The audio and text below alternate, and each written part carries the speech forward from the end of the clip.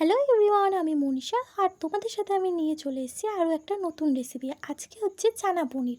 তো সেটা কিভাবে রান্না করেছি তোমাদের সাথে চলো শেয়ার করি। প্রথমেই আমি কটা ছোলা ভেজাতে দিয়েছিলাম, কাবলি ছোলা, সেটা প্রেশার কুকারে দিয়ে দিয়েছি, জল দিয়ে দিয়েছি পরিমাণ মতো, তারপরে হলুদ, একটু গোটা গরম মশলা, স্বাদ মতো নুন, পরিমাণ মতন অল্প পরিমাণে দিয়েছি।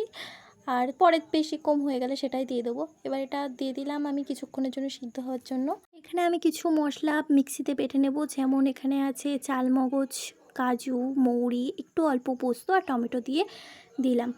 তারপরে ওভেনে একটা কড়াই চাপিয়ে দিয়েছি ভালো করে, তাতে কিছু পরিমাণ তেল দিয়েছি, দেখো অল্প পরিমাণেই তেল দিয়েছি।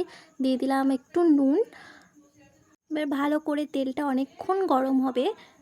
তারপরে এর মধ্যে দিয়ে দিলাম পনিরগুলো আস্তে আস্তে সবই দিয়ে দিচ্ছি আস্তে আস্তে।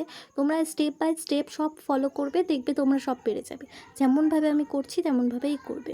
সব পনিরগুলো দিয়ে ভালো করে একদম একদিক ভালো করে ভাজা হবে, তারপরে অন্য সাইডটা উল্টাবে। এখানে আমার কিছু একটু ভুল হয়েছিল, তার জন্য একটু ভেঙে গেছে এগুলো।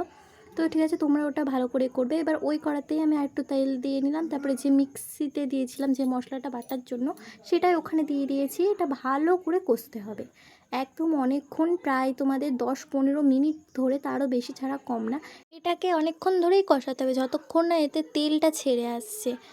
দেখবে এই দেখো কত সুন্দর তেল ছেড়ে এসছে। এবার এর মধ্যে দিয়ে দিলাম একটু হলুদ, জিরে গুঁড়ো, একটু ধনে গুঁড়ো। তারপরে এটা থেকে ভালো করে নেড়ে নিচ্ছি একদম। তারপরে এতে দিয়ে দিলাম একটু কাশ্মীরি লঙ্কার গুঁড়ো। এটা দিয়েও ভালো করে তোমাদেরকে অনেকক্ষণ ধরেই নাড়তে হবে। নেড়ে নেড়ে এটারও একটা তেল মতন বেরিয়ে যাবে অনেকটাই। তারপরে এখানে কিছুক্ষণ নেড়ে আমি একটু দিয়ে দিলাম মিট মশলাটা দিয়েও আমাকে অনেকক্ষণই নাড়তে হবে। এখানে তোমার শুধু কাজটা হলো অনেকক্ষণ ধরে নাড়া, কারণ এটা যত কষাবে ততই স্বাদ বাড়বে। তারপরে আমি দিয়ে দিলাম সিদ্ধ করা ছোলাগুলো ওর ভেতরে দিয়ে দিয়েছি। এবার ওটাও আমি ভালো করে নেড়ে নিয়ে একটু জল দিয়ে দিয়েছি। জল নিয়ে এটা বেশ অনেকক্ষণ ধরেই ফুটবে। দিয়ে তারপরে আমি পনিরগুলো দিয়ে দিলাম।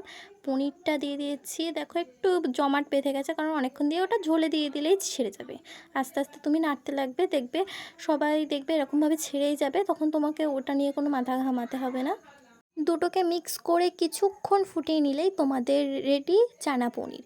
তো ভিডিওটা ভালো লাগলে একটা লাইক, কমেন্ট, শেয়ার করে দিও।